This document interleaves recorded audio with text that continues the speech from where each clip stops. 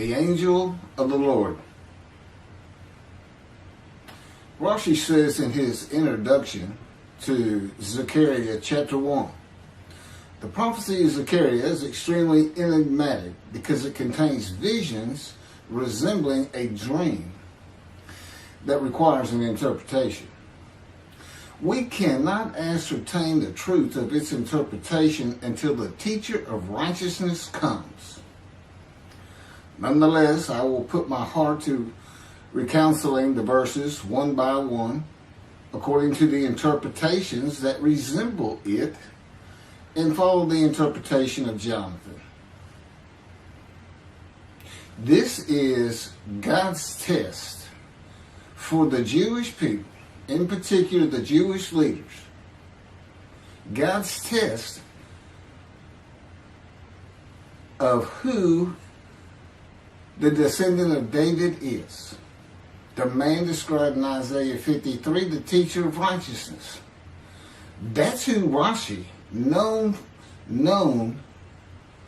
as one of the first rabbis to say that Isaiah 53 described the people, the Jewish people, as the patriarch Israel. Then here he is in Zechariah saying we got to have the to know the truth of at least chapter 1 of Zechariah, to know its truth, because we can't do it, and no Jewish man, religious, academic, commentator, or otherwise, has ever had the answer to this. And yet this video is going to give it to you. Why? I'm a teacher of righteousness. This is Zechariah chapter 1, verses 7 through 12. That's the preamble that Rashi leads into before he starts his commentary. And this is in Midrash form. That's where I take parts of a verse and interpret each in individual segments. Verse 7. On the 24th day of the 11th month of the second year of Darius, the month of Shebat, this word of the Lord came to the prophet Zechariah, son of Berechiah, son of Iddo. This word of the Lord. This verse continues with, in the night I had a vision, which is not a word of the Lord. The word of the Lord coming to Zechariah means the messenger of the words of God has come to Zechariah, who is the angel of God's presence, and the word of the Lord. Literally, that's his name. He has alighted upon Zechariah to bring a vision from God. Not a word, a vision. Verse 8. In the night I had a vision. I saw a man mounted on a bay horse standing among the myrtles in the deep, and behind him were bay, sorrel, and white horses. In the night I had a vision. There's a man on a horse standing in the myrtles. He is later referred to as the angel of the Lord, standing in the myrtles. The angel of the Lord alights upon and enters men, and my name, Hashem, is in him and can speak through the man. Zechariah has an angel with him who is his guide in the vision. The deep is like a valley Zechariah is looking down on, filled with myrtle trees, and then an open area below that is where the bay, sorrel, and white horses are.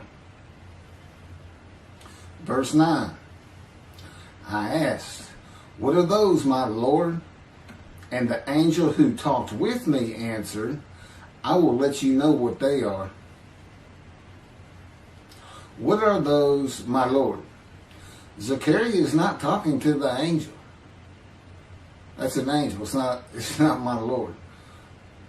Who answered, but who never lets him know what they are. he is asking the man standing among the myrtles on a bay horse about the horses in the open area and calls him my Lord. Verse 10. Then the man who was standing among the myrtles spoke up and said, these were sent out by the Lord to roam the earth. Then the man who was standing among the myrtles spoke up and said, again, this is Midrash form. Okay, so the man standing in the myrtles answers the question of Zechariah, not the angel who is with Zechariah. Verse 11, and in fact, they reported to the angel of the Lord, who was standing among the myrtles. We have roamed the earth and have found all the earth dwelling in tranquility. And it's just like a dream. We have horses talking.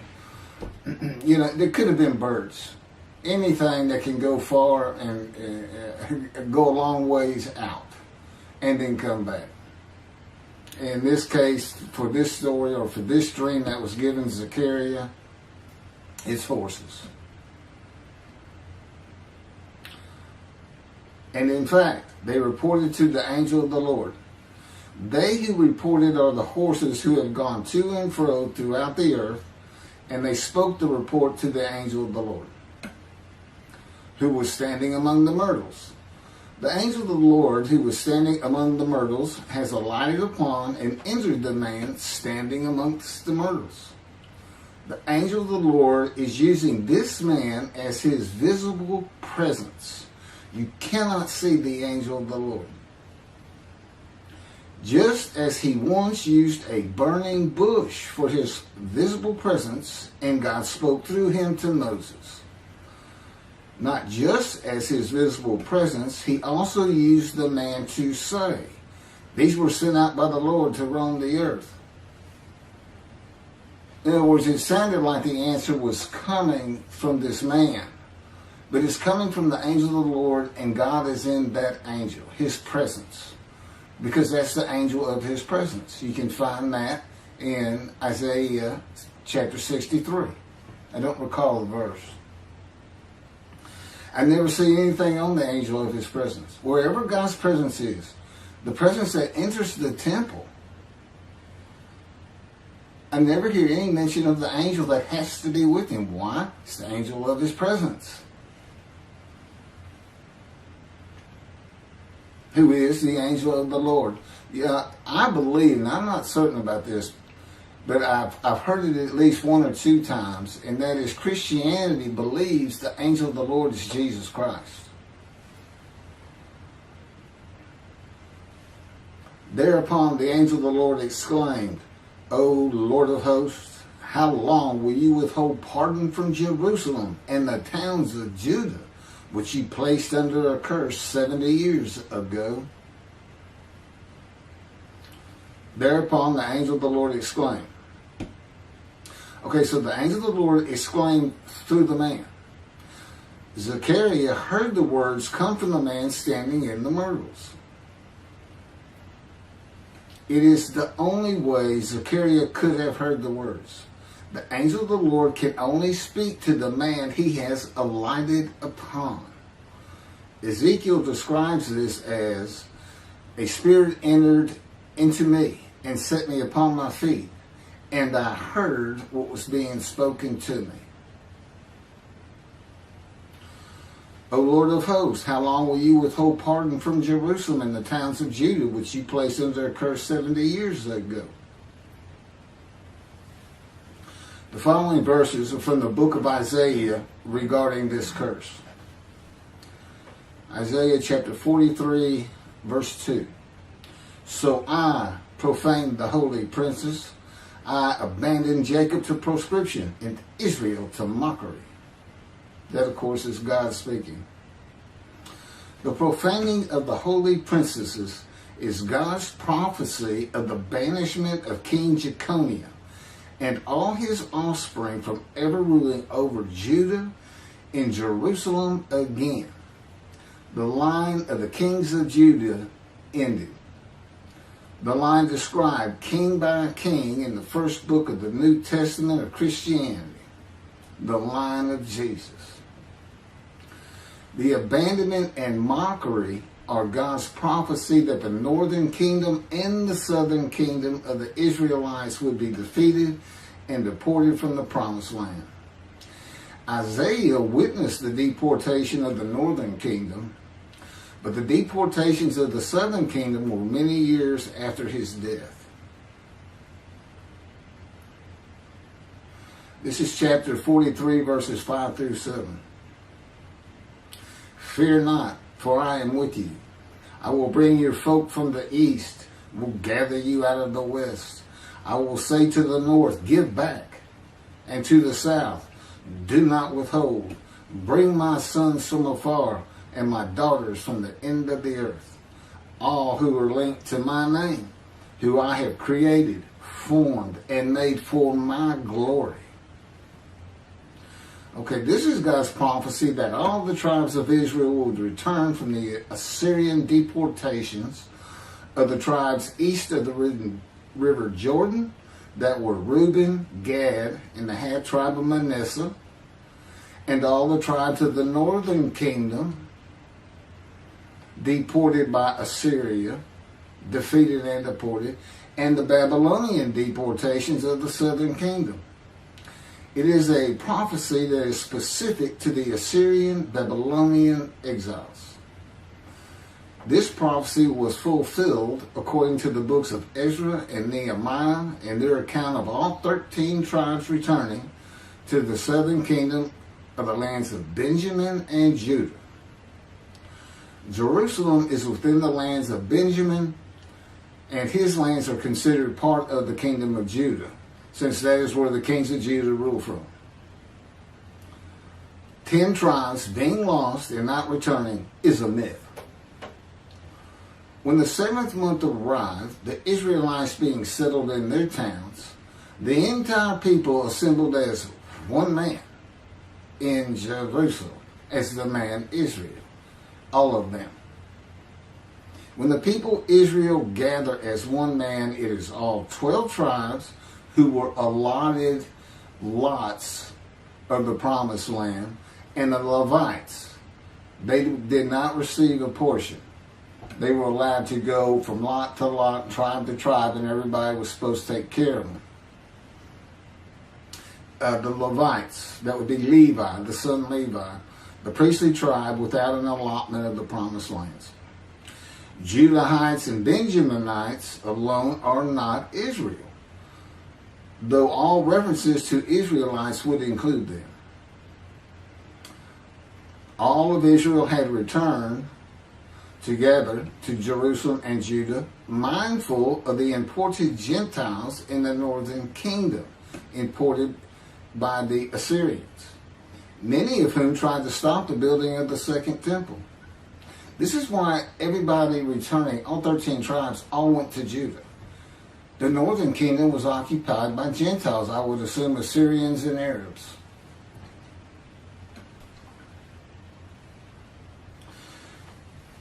This is 1 Chronicles chapter 9, verses 2 and 3. The first to settle in their towns on their property were Israelites, priests, Levites, and temple servants, while some of the Judahites and some of the Benjamites and some of the Ephraimites and Manassesites settled in Jerusalem. That would be Ephraim and Manasseh. Manasseh was such a large tribe, it had to be broken in. It was broken in two. Half of it set up, their allotment was east of the river Jordan by about where Edom would be. And well, that was the tribe of Gad. Not Edom, Gilead, where the Tishbite, Elijah, the Gentile, was an inhabitant. Ramoth Gilead. Manassites, Ephraimites, and Judahites were the tribes with the largest allotment of the lands of Abraham, and Jerusalem is in the lands of the Benjamites. Those are who just got mentioned. The 3 largest lot owners. Okay, Benjamin, that's where Jerusalem is. He's important. And of course the priests, the Levites. So Ephraim and Manasseh were not lost tribes, as many believe from writings outside of the Bible. There never were lost tribes according to the Bible. Okay, so all 13 tribes returned and settled in new towns. The accounts of the deportations indicate there was not much left of the old towns. There is no account of how the new towns were settled, though it is unlikely it was based on prior ownership. The exile lasted too long for the deported owners to still be alive, and the tribes of the northern kingdom had to build new towns to live in. It also says the Levites settled in on their lands. So everybody had to pick and choose, and I'm sure the the strong and wealthy got the best places, and again, many just settled in Jerusalem. Okay, this is Isaiah chapter 43, verse 14. Thus said the Lord, your Redeemer, the Holy One of Israel, for your sake I send to Babylon. I will bring down all her bars, and the Chaldeans shall raise their voice in lamentation. This is God's prophecy that Assyria would be conquered by the Babylonians, who were defeated by the Chaldeans. But they actually go back and forth and actually became somewhat intermingled, Chaldeans and Babylonians. And that he would raise up the Gentile anointed king Cyrus of Persia to conquer them, to clear the way for all the tribes to return. That's how he cleared the way to the desert or made rivers for them. Basically, he got Cyrus to release them. Chapter 43, verse 25. And I never hear anything about this.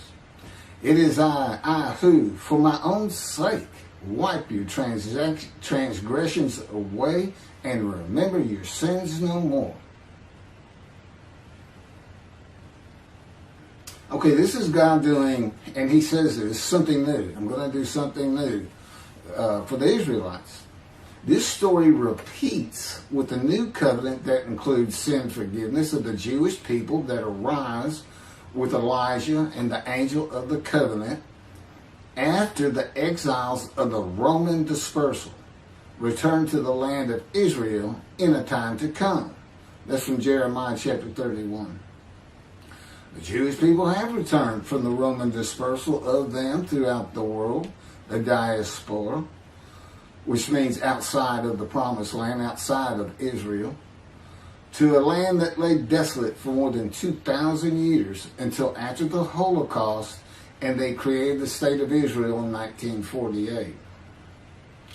70 years later, and that's funny too, because they talk about a curse of 70 years. That 70 years, I believe, just applies to the last of 3 deportations of Judah and the defeat by the Babylonians. Because the northern kingdom had been defeated and deported long before that, and the first to be defeated and taken to the lands of Assyria was Gad, the half tribe of Manasseh, the lands east of the River Jordan. 70 years later, the land blooms again, and Jerusalem has been rebuilt as a great city, larger than it was in ancient times, according to God's words in Jeremiah 31. The time to come to deliver the new covenant with sin forgiveness is here. That's very important for the interpretation of at least chapter 1 of Zechariah. That means the angel of the covenant that you desire of Malachi 3 is on his way, followed by God and the messenger Elijah. And when God's third temple is built, he will return to it suddenly. This is the day of the Lord. That's Malachi chapter 3. Now, Zechariah is in Jerusalem, and the construction on the second temple is about to begin. Isaiah has written God's words of sin forgiveness, which would have removed the curse long before this, when they were returning, when the remnant of the 13 tribes was returning. And the angel of the Lord proclaims, O Lord of hosts, how long will you withhold pardon from Jerusalem and the towns of Judah, which you placed under a curse 70 years ago? Okay, this vision of Zechariah and the words of the angel of the Lord through the man standing in the myrtles regarding the curse 70 years ago is to make Zechariah think and try to understand why the angel of the Lord would say this. From his perspective, the curse was lifted. He was back in Jerusalem with all the tribes preparing to build the second temple. The vision is for Zechariah to find out how and when the curse was lifted. And that's important today, because this is the day of the Lord. The new covenant is here, and every single Jew throughout the world is forgiven of their sins right now. And that message has been given to me to be delivered. And it's not getting out there. It's just not getting out there. And that's what happened here. Because if you read Ezra and Nehemiah, it's clear they had no idea that their slates had been claimed. And sin and continue. Once you know that God has just said, okay, I'm not going to remember any of that. Let's all start fresh. I'm here with the covenant of friendship. Let's everybody start being observant Jews. Okay? Which would include going to Yom Kippur. Having a slate clean does not mean you have a lifetime now of sin forgiveness. The books of Ezra and Nehemiah reveal, this is how God had me write it down. This is from the book, Isaiah 53, in the day of the Lord, that was dictated to me. The books of Ezra and Nehemiah reveal that the 13 tribes did not know they had been forgiven. Right. We had to wait for the teacher of righteousness to know. And this is another thing I never see in this Messianic era that is taught, that is coming, is that God is with the descendant of David as he was with Moses. I mean, just right there with him.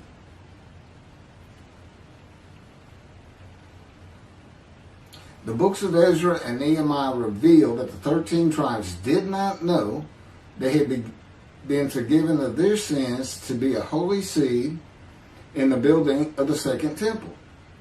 If people know they have been forgiven and have a clean slate from past transgressions against God and his laws, they are more likely to stop their sinful ways and abide by his laws in the future. The scroll of Isaiah needs to be found and interpreted by Zechariah and the religious leaders so they will know of God's forgiveness of their sins. God will be returning before the temple is built. That would be the third temple, to test the devotion of his righteous servant and make him suitable for his purpose, which might prosper. That includes the building of the third temple. This would begin when his spirit alights upon the anointed one, Mashiach. His presence with his righteous servant will be necessary for the temple to be rebuilt.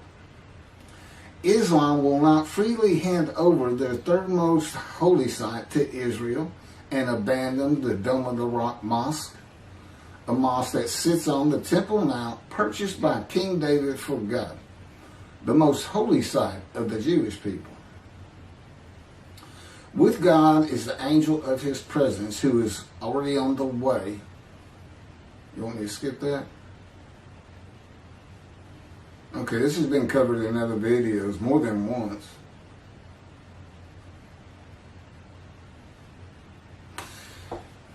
The prophet like Moses will have other similarity to Moses beyond writing God's words at his command and direction, as this was written.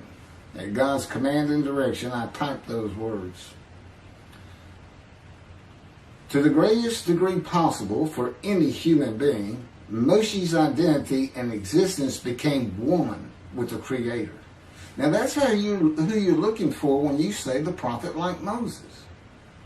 It's not Joshua. I've heard that one, which is, it says right there on that page, there's never been another prophet like Moses. Well, his attendant Joshua standing right there, if that's... Anyway. Moshe's identity and existence became one with the Creator. I don't think you can say that of Joshua. I don't think you can say that of any man until the Spirit of God alights upon him in chapter 11 of Isaiah. He surrendered himself to God to the extent that our sages say the Shekinah, divine presence, which is the angel of his presence, who is the Holy Spirit. He's an angel, and his body is not human form with wings. His body is the Spirit of God. Wherever God is, his Spirit is. Wherever his presence is, the angel of his presence is. They're always together. So when they alight upon a man and say, okay, we have tasks for you, that man immediately becomes a man in divine beings. And that's the Shekinah. That's the Spirit of God and the presence of God entering into the temple, which would include the angel of his presence. The Shekinah spoke through Moshe's throat. As I have mentioned, God can speak through me. You're only going to know it, just like with the man standing in the myrtles, by the words that are spoken. Okay? Because it's my voice. But it's not me. You know, I can tell the difference. You can't, other than those would be how God would state it. And you can, if you watch closely, you can see it happen in all these videos. I mean, for the most part. Where God just, you know, he just throws out a sentence or two. And I just keep going, you know. I let him get done and I just pick up from there. We've been working on this for over 13 years. That's from the Zohar, Volume 3, page 232A. And then it says, i.e., he was God's veritable mouthpiece on this earth. That's from the Sefer Hashikos 5749, Volume 1, page 290, and a footnote. The prophet, like Moses, will also have the answer to these questions. Quote, the great Jewish philosophers try to understand the question of how Moses heard God literally, some insisting that God spoke actual words and Moses heard them with his ears, while others suggest that God's speech was communicated silently to Moses' intellect and only uttered in sound by Moses himself. Maimonides, Rambam, even as he affirmed the communication between God and Moses as a fundamental Jewish belief, ultimately conceded the mysteriousness of that process. The entire Torah reached Moses from God in a manner which is figuratively described as speech, but no one has ever known how that took place except Moses himself, whom that speech reached. That's commentary on the Mishnah, Sanhedrin, Chapter 1. Well, I have the answers, and I've been telling you the answers. God is in his Spirit. Spirit enters into you, because we find it in Ezekiel. There's where God tells you. God was telling Ezekiel, get up on your feet. Ezekiel says, at that very moment, a spirit entered into me, and I could hear the words of God. There it is. When he enters him. Now, he's not hearing that through his ears. There's the first question answered. It's not to your ears. And there is a silent knowing. That's what we call it, what God has taught me. Now, generally, I just hear words as though they came in through my ears and they're in my mind, as though my eyes and my ears had perceived. But he can put just knowledge into my mind without uttering a word. And it's kind of can be pointed out easiest with when he comes to a man, and like he came to Samuel, and Samuel just says, here I am.